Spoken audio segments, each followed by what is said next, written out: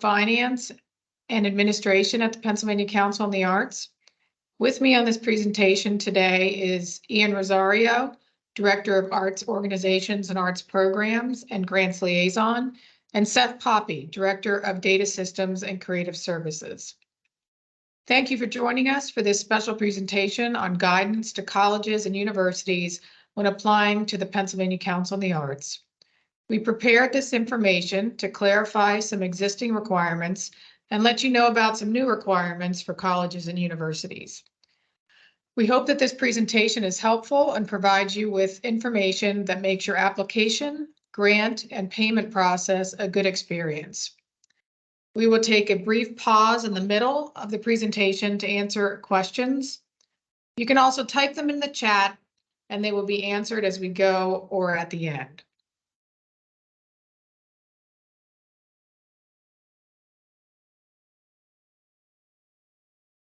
This information is for those applying in the Arts Organizations and Arts Programs program, AOAP.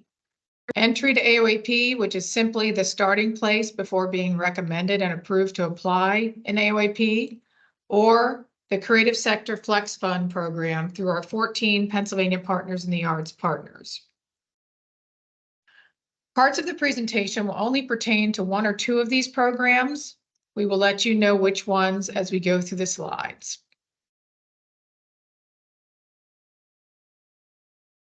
The agenda for the presentation is general eligibility, requirements for independent components or units under a parent organization, contracts, and for AOAP and entry, the funding process and new requirements, including some very important ones from the National Endowment for the Arts.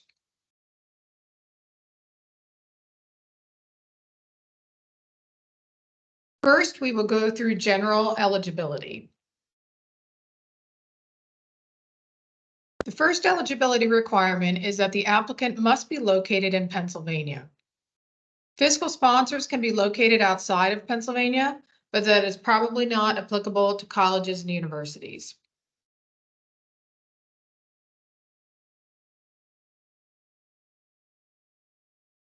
The next eligibility requirement is to be a nonprofit tax-exempt corporation or unit of local government.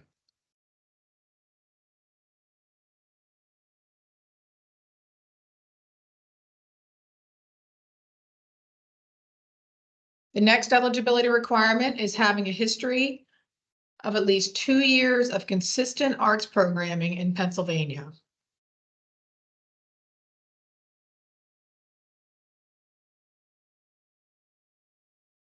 The next eligibility requirement has to do with the arts component or program's revenue size. For AOAP and entry to AOAP, the arts program must have an annual arts revenue over $200,000. For Creative Sector Flex Fund, the arts program must have an annual arts revenue between $10,000 and $200,000. Therefore, applicants are not eligible to apply in more than one of these programs.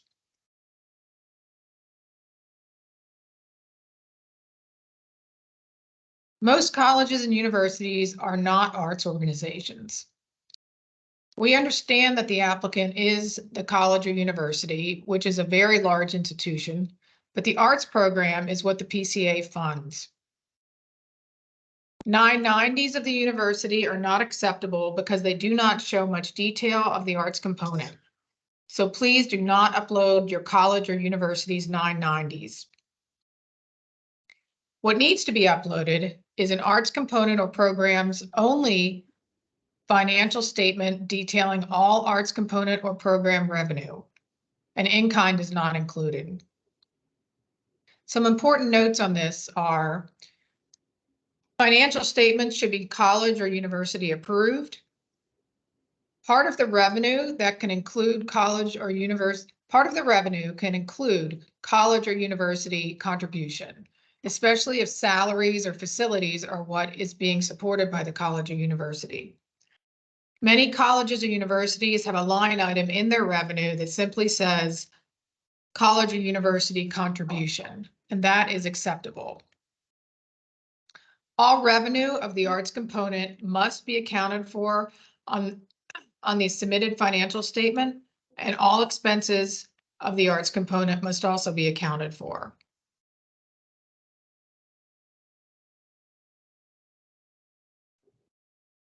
Good morning, everyone. This is Ian. I'm going to jump in here and provide a little context to this last slide we just talked about. Well, excuse me, Amy just talked about. I hope everyone can hear me. A lot of you may have seen this as part of the application and through just discussions with staff. We have been asking for this last part in the last couple of applications, which we might have called it a breakout budget. And again, like I said, I want to provide a little bit of context here of why we do that. So as you know, this is public funding. We are using, Commonwealth dollars to provide these grants. So with that, we have things that are guidelines, which we certainly need to abide by. This is one of them. The other is that, as you know, on all of these, the college itself is the applicant in all of these. So the program that we are ultimately funding probably would not be eligible on its own. So what we're doing here, we do need to make sure we are not in a situation where we're, say, just throwing some diamonds in the ocean. We do want to make sure that our dollars are going to the artistic component. So for those that are not familiar, for those that have not seen this, this is now a requirement. So like Amy said, the applicant is going to be your institution. However, the institution's financial statements will not be enough here. We certainly want to see some financial data based on the program that we are ultimately funding, which is why we have included this. And like I said, some of you have seen this, some of you have seen it in the application, some of you have had a discussion with us personally, but like I said, this is the formal ask. Now, we are going to be asking for this separately in each application, and that is why. The reason being, we can't be funding the college itself. We do want to make sure we're funding the artistic component. Therefore, we're asking for our own budget, your own budget, to be included in the application. In some instances, this may already be in place, and you just need to either find it from maybe accounting or someone internal and just provide that. In some cases, you might need to draft it up yourself. That is okay. Just keep in mind, we are taking a look at it. And we are looking for all the general requirements that we're looking for in a normal application. But just keep in mind, this will be part of the application going forward. So we're always going to need to see your program and if it's a fit to our application. That's why we're doing this here. And again, like I said, it all goes back to those two things. We are granting Commonwealth dollars. This is public funding after all, so we do need to abide by our guidelines. And again, we're always advocating for more grant funding. One thing we certainly have to do is, we need to carry out what we're saying. We need to implement what we're saying, and this is part of that, in that we just want to ensure, for transparency purposes, that we're not, providing some funding to a college, whereas this is our transparency, in that we are funding this program, this part of the institution itself. And that's why this is here. That's why some of you have seen it, and that's why some of you will be seeing this going forward. We can kind of stop here for any questions regarding the budgets. We call them a breakout budget. I don't think anyone else calls them that, but if you ever hear that term, that is what that means. That means, the program's budget, the other, within the college's program's budget, that's what we're looking for there. So are there any questions here before we move on? We have a question in the chat from Robert. He asks, just to be clear, this excludes a college university that does not have an arts-specific program financial statement. So I think you're just looking for some clarification on the 990 section you just discussed. Is that correct, Robert? Yeah, at this point, Robert, if you're here, you can certainly chime in if you'd like to elaborate on that.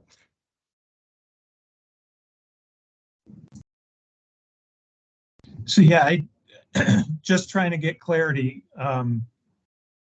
that you said the university's financial statement is not sufficient. It's got to be for just the arts program piece, correct?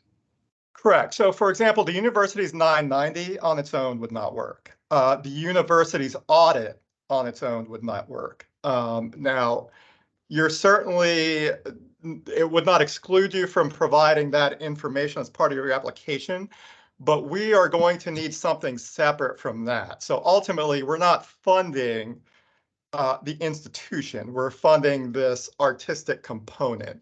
We're looking for the artistic components, revenues and budgets. And in some instances, that is something that, you know, may be housed somewhere else, or it might need to be drafted up yourself. And within that, and again, that is acceptable. And I think Amy mentioned it. This is certainly a time to include everything. If you are subsidized in any way by the institution, that is still revenue. We do want to count that. We do want to see that. So it's basically a broad way of saying, make sure you include everything if you are putting the budget together yourself. But to circle back, an audit for the college or university on its own would not be acceptable, nor would the 990. In this case, we are looking for something separate, possibly something that you are going to put together on your own.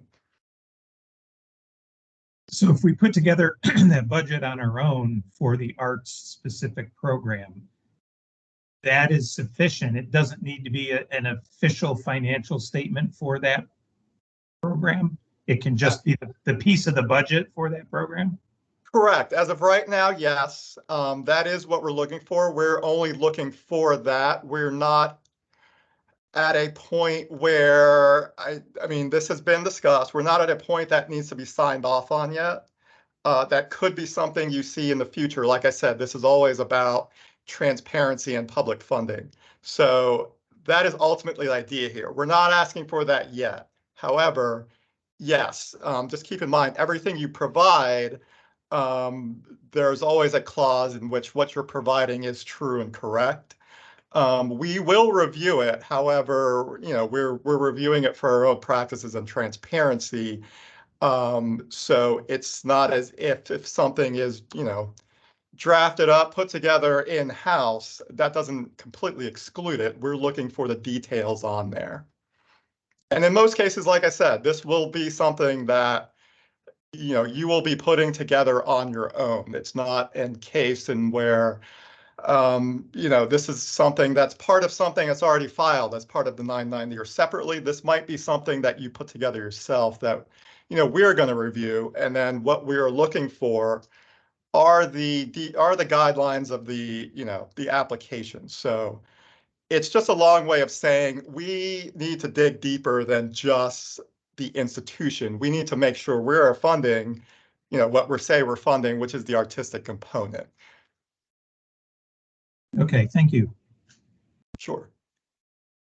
And we'll probably have time for one more if we have one. We definitely have questions at the end. We do want to move on. So I will say, do we have any more just regarding this budget, just what I kind of covered right here?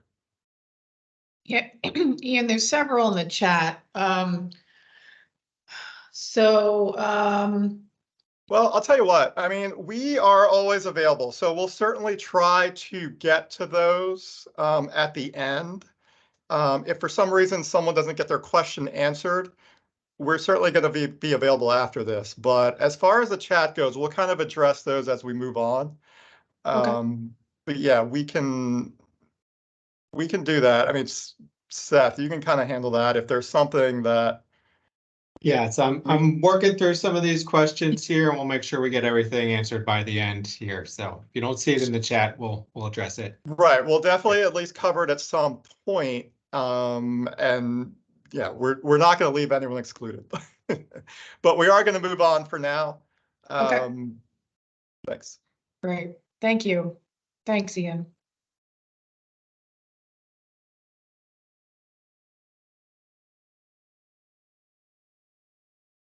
So the next item that we will discuss are the requirements for independent components or a unit under the parent organization. We printed these requirements in our guidelines last year, but now they are required responses in the application. First, we will define what is meant by parent organization and component of the parent organization. The parent organization is the college or university itself, the applicant. The component is the arts program. It must be programmatically and administratively distinct from the parent organization. It must be equivalent to a standalone institution. Some examples of components are college or university art museum or gallery, or a presenting series. We will go over how to determine separately identifiable and independent components in the next slide.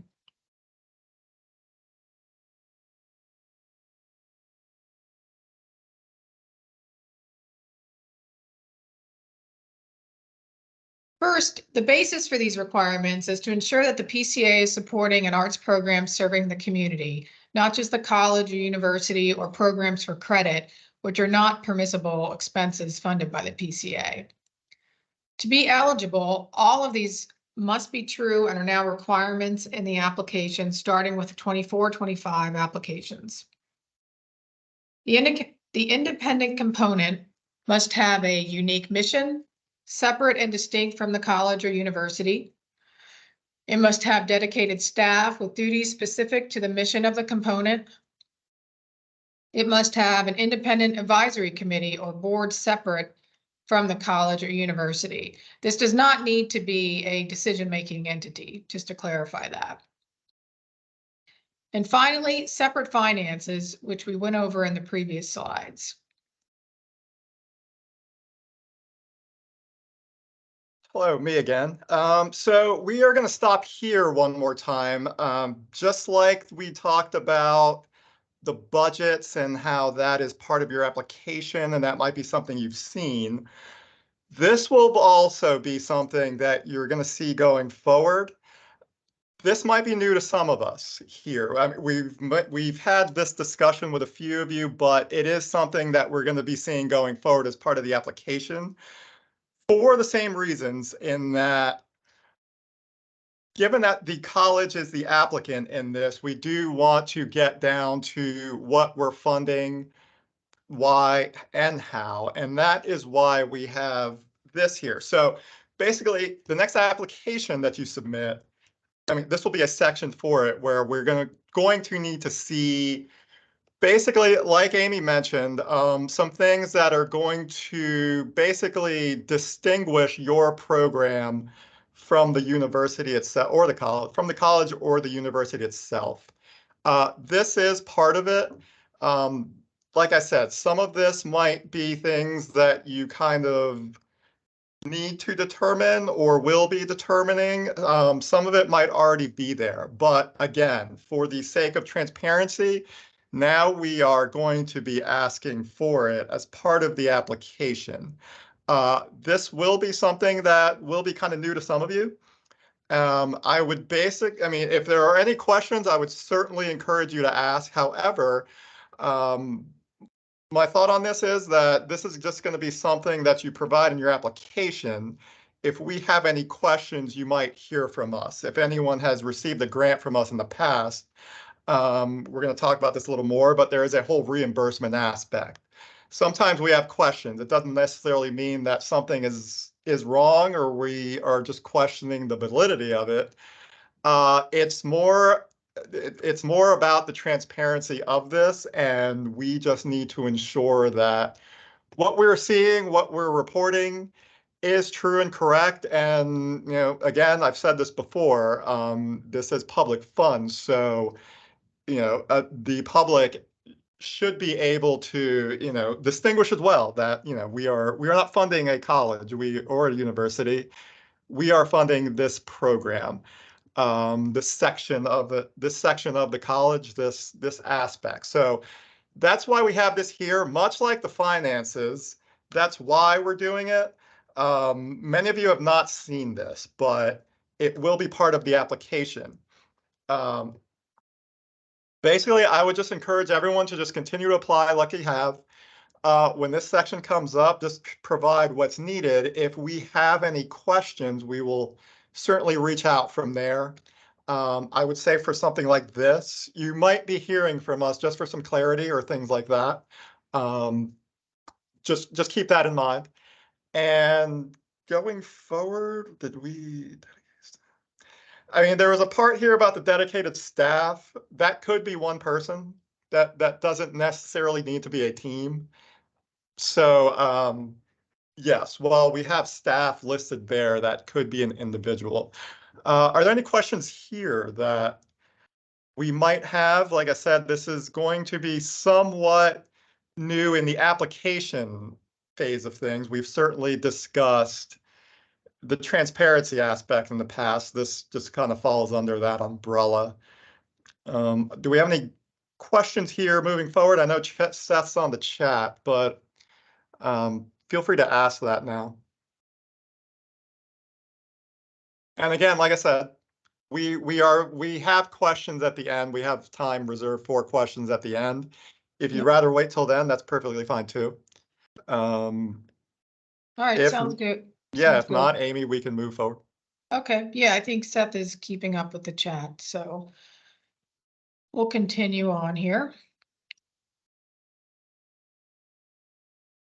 PCA contracts are not negotiable. They have been approved by many offices of state government, including Office of Attorney General, Office of General Counsel, the PCA's Chief Counsel, and others.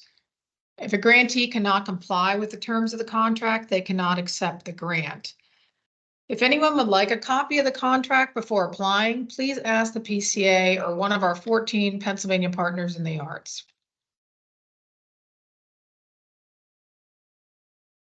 The remainder of the presentation applies to AOAP and entry to AOAP. All are welcome to stay, but we will stop here for any questions for those who wish to leave the presentation.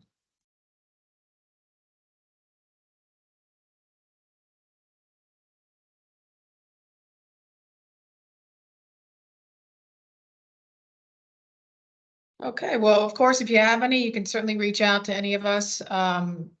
We'll be sharing this presentation and the link to our staff is on our website.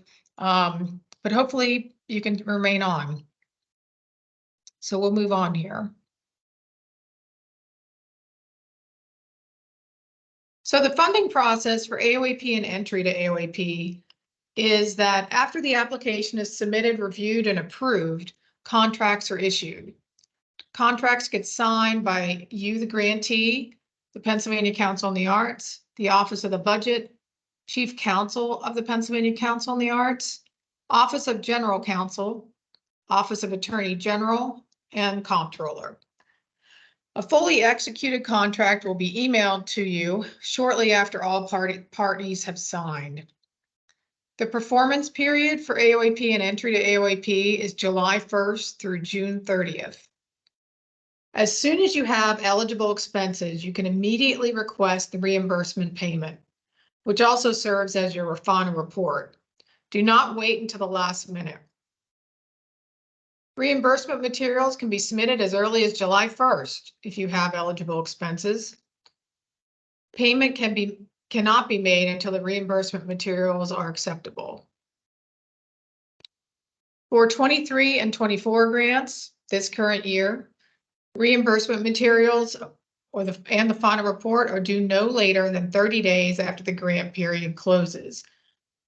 So they're due July 30th, 2024. In addition, if the reimbursement materials and final report remains incomplete or unacceptable after September 30th, the grant will be liquidated, and in AOAP, your organization will not be eligible to continue to apply and receive grants in AOAP, including any 24-25 applications submitted in January.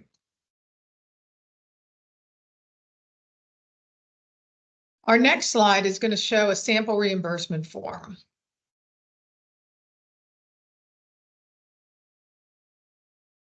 Our standard is to have documentation of proof of payment. All grantees must provide canceled checks, the front and back image, and or applicable bank statements.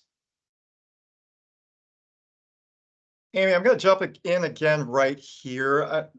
If anyone has received a grant from us in the past 3-4 years in AOAP, you've seen this form, you've seen this process. One thing that we have seen with something like a college where there are many levels of faculty, staff, both, sometimes we always don't have access to everything we need as far as this reimbursement aspect process. I would say the vast majority of you are perfectly fine here. There have been a couple of instances where we have had to accept some back-end material as far as where the payment came from, as far as the banking information, the bank statements, and the checks themselves.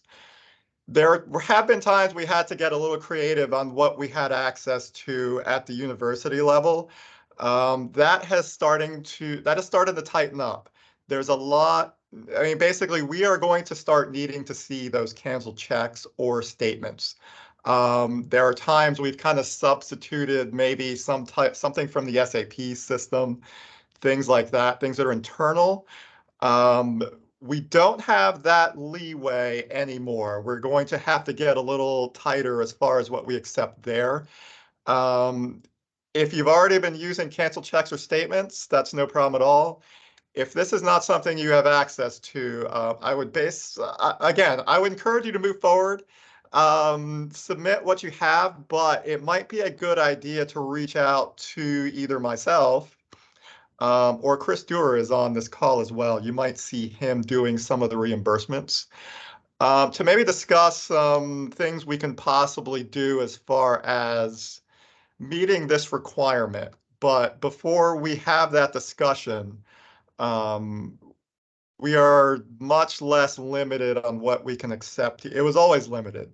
There were times we just had to get a little creative, given that we just didn't have access to what we needed. We don't really have that leeway anymore. So if we have not been providing bank statements or canceled checks, that is only a handful. It might be a good idea to reach out or just see what we can get, because that is not something that we can kind of work with like we used to.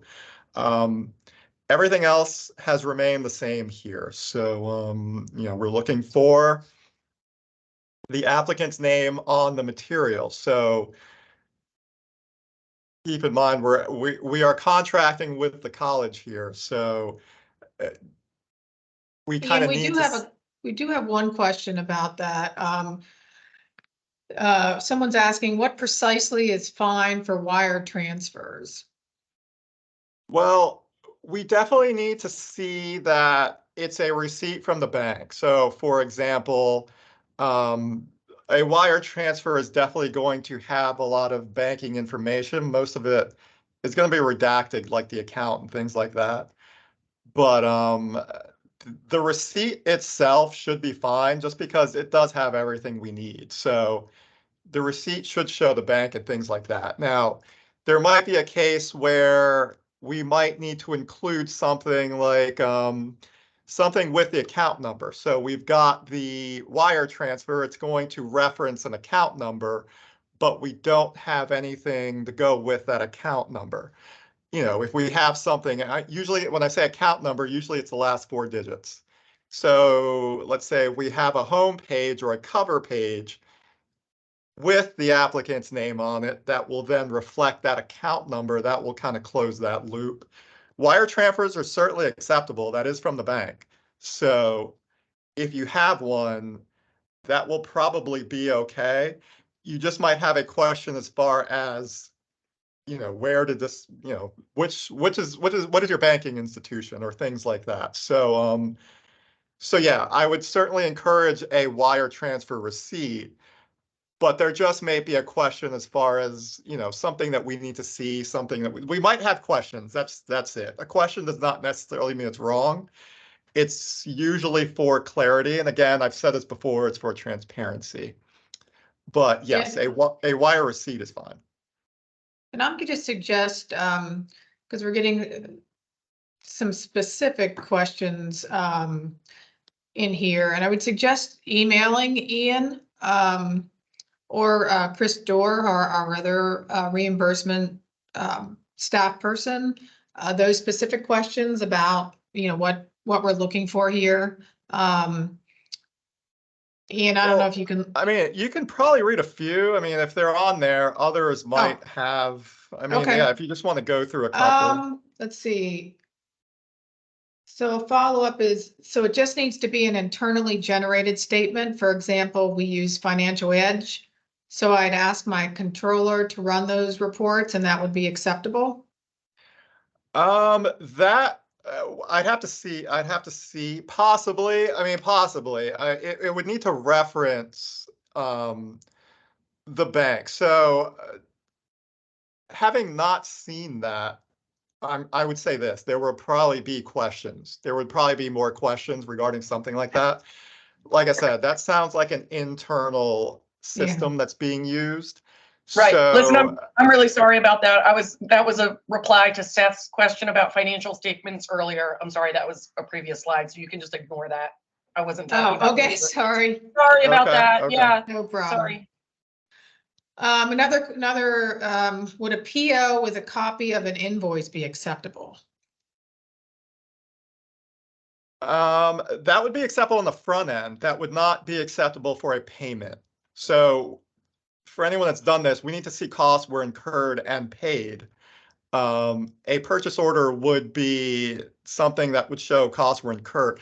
So I'll explain it this way. We are looking for the transfer. So when we say we're looking for canceled checks, we're looking for the reverse image. So the front of a check by itself would only show a check is cut.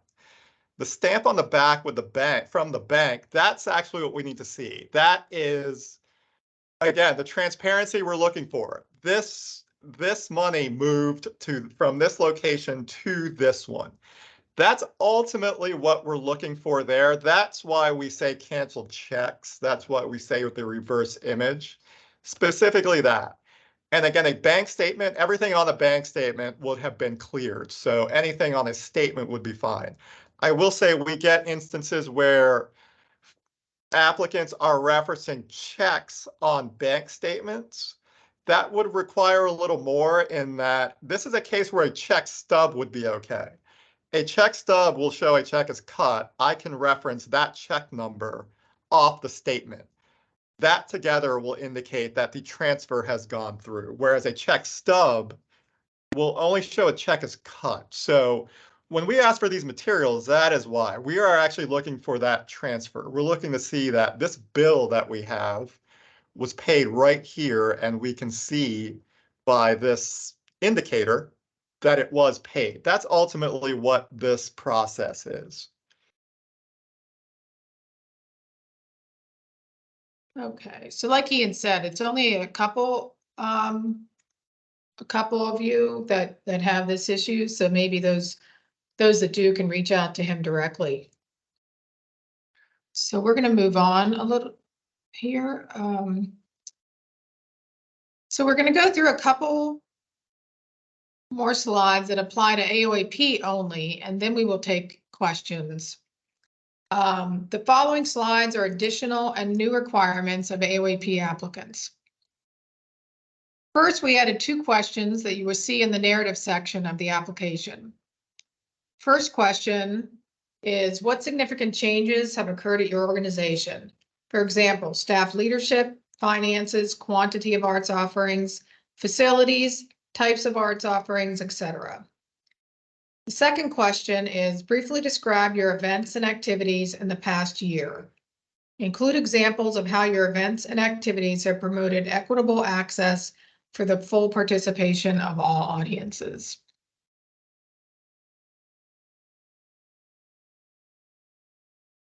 Next is new compliance from the National Endowment for the Arts.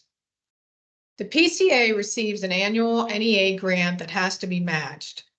New this year is that PCA grants to colleges and universities in the AOAP program are used to match the PCA's NEA grant. These grants are considered federal subawards. This is new, starting with the 23-24 contracts, which we will be sending out very soon.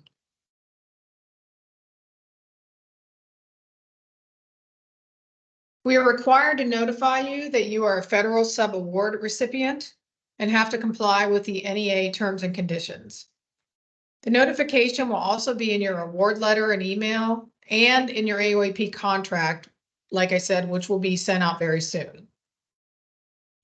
We will highlight some of these additional terms and conditions on the next slides, but please know that most colleges and universities already receive federal grants. You can reference the slide in the link in this slide, which will also be in your contracts for full terms and conditions.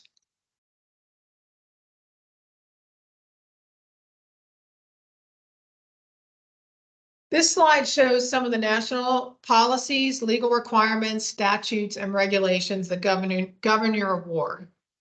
PCA contracts have had these same national policies, legal requirements, statutes, and regulations that your organization has agreed to in the past. When you accept state and federal funds, you agree to follow state and federal laws. The PCA cannot give legal advice or guidance, but please know that your college or university most likely receives federal funds.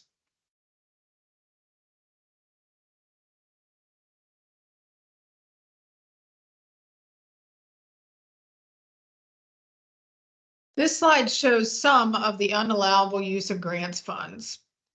PCA is following federal guidelines for unallowable use of grants funds. You can reference the full terms and conditions for details or reach out to the PCA staff for guidance. Please refer to the NEA link for details in addition. This link will also be in your contract.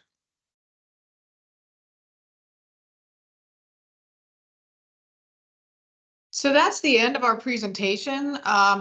We can take questions now. And Seth, maybe if somebody wants to raise their hand virtually, we can unmute you so that you can ask any questions, and you can certainly continue asking them in the chat also. So we'll take any questions now.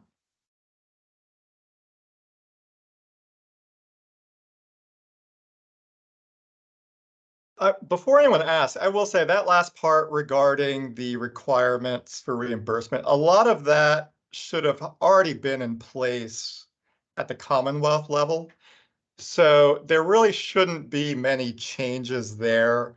I don't believe we have ever reimbursed a vehicle. That is something that, keep in mind, that would have been something that probably would have been acceptable prior to this. And just to quickly summarize, you are here because, like Amy said, we do a lot of re-granting. Some of the NEA funds that we received, we use to re-grant to your organizations, the colleges and universities. With that, we need to basically inform you on our guidelines, which are your guidelines, which is what we just did here.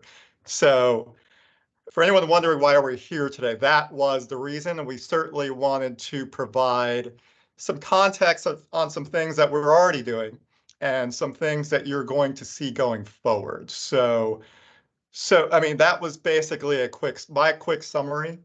Definitely ask any questions now if you have any, but if you don't, we are available. So it's not as if this is your only opportunity. You can certainly reach out to any of us individually anytime you like. But just given that we're all here, this might be a good time to ask, just because someone else might have the same question as you. I'm just taking us all back to elementary school.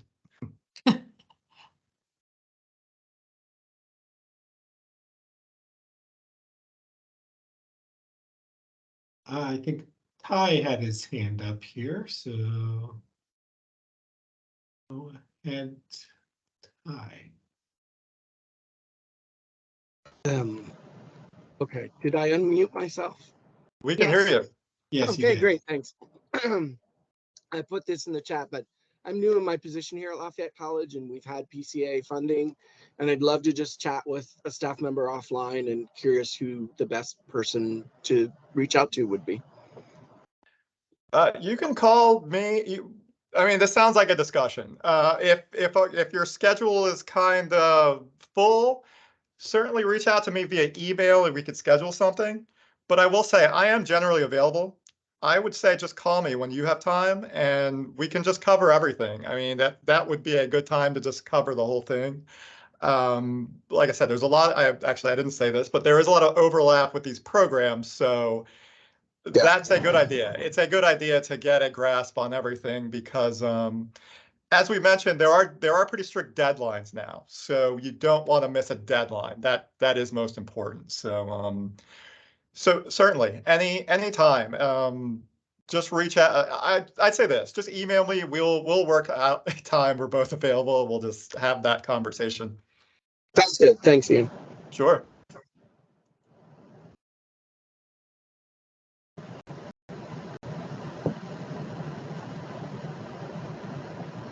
Gabrielle, I think you had a question? I do. Thank you for the presentation. This has been very helpful. I think the biggest confusion came out of last year for me when we weren't eligible for funding, I think because of the financial statements. And I guess the deadline had passed and I wasn't, I hadn't understood that things had shifted and we couldn't use my parent organization's numbers anymore, which is fine. I totally understand that. So I just want to clarify it was because of that and the fact that we did not have an advisory committee at the time that we were ineligible. So I think it's just those two things that are the biggest shift. Is that correct? Mainly, yes. However, you actually brought up another point in that some of you might have been with us for a while, but for anyone who's new, we do have pretty strict guidelines. And that is because we have a very small pot with a lot of applicants. So what we need to do is that is it. Basically, we can't really offer a whole lot as far as extensions and things like that. So basically, your application is going to go through an initial review just for accuracy, and then there's a panel review and things like that's for entry. That's for entry to AOAP. So that is probably that situation, and that something was not included that needed to be, and it didn't make it to panel. That is probably what's going to happen. That usually only happens one time. Whenever an applicant gets that news, the next one's usually perfect. Great. That's what I'm thinking. As you're describing that situation, I think that might have been what happened, but those are two things that we do look at. Those are the two, and I think those are the two major shifts in the application process that happened, I guess, last year and now is continuing through into the future. So this has been very helpful. Thank you. Sure. And yeah, anyone who, again, we've said this a couple of times, but anyone who has a question, I would certainly advise you to reach out before the application. We can probably address it then. And then if you have reimbursement material too, before you submit it, if you have a question, you can certainly ask. Nothing will be voided at that point. I mean, it's best to ask prior than it's too late. Well, I don't see any other. Oh, Catherine Blake.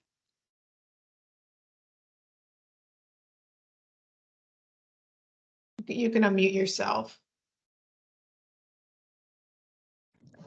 Quick question about the composition of the advisory committee. Yeah, I got that in the chat, Catherine. I was trying to put together an answer here. We don't have any specific requirements on how the advisory committee is composed or how many people are in it or anything like that. I think kind of the main goal for us in seeing the advisory committee is that it indicates that the program is a standalone program and not say an extension of, for like a theater program or something, for example. So it indicates that it's not just this academic component, that it is a standalone program. Does that help with the question? Yeah, thank you. We would like to see someone from that committee at least familiar with your program as opposed to it being a line item on their spreadsheet. I mean, that's nothing we could ever review, but we're just kind of looking for something other than, you know, this one staff person is also the advisory committee. I mean, there should certainly be someone at the institution that is aware and providing oversight to the programs we're ultimately funding. And again, this will be something that we kind of review. So this will be something you submit, and we will probably come back with some questions, some clarity questions. So just keep that in mind. This is something we're going to be asking for, and then we'll probably just kind of fill in the gaps as we go. Obviously, everyone is not getting a phone call, email question, but I would be prepared to just clarify some things for us if we have those questions. And it's really, I've said this before, it's really for the transparency aspects. We just need to be able to share this with, you know, someone else if that were to come up, if we're in that situation.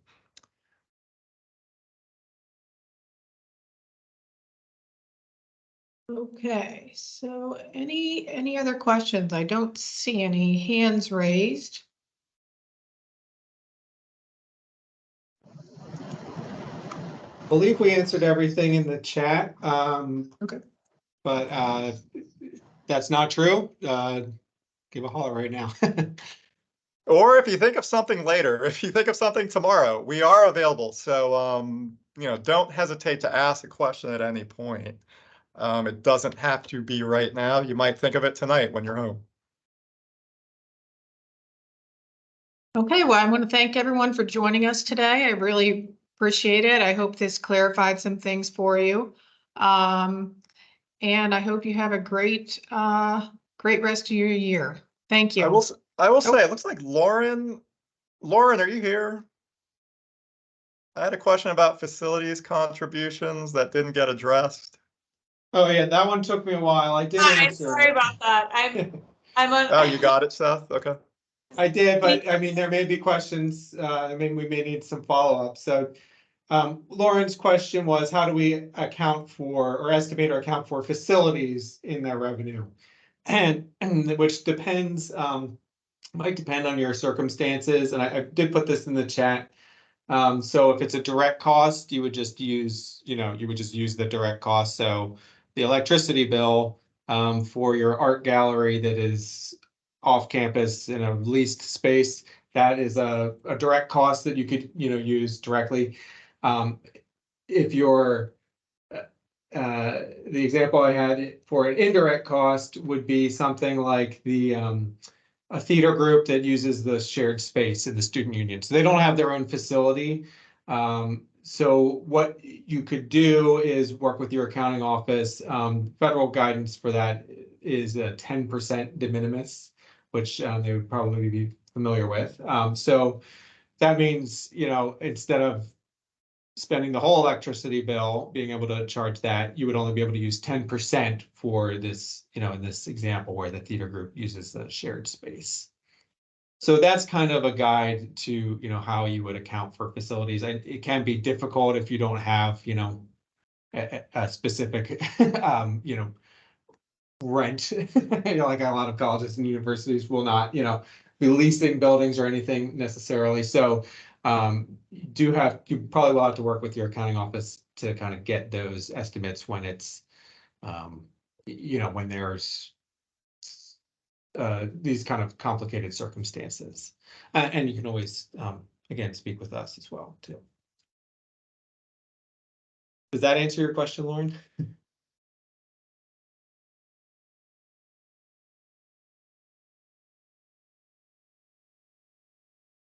Okay, so we did record this, so we'll be sharing it with everyone. So thank you very much and have a great rest of your week. Thank you.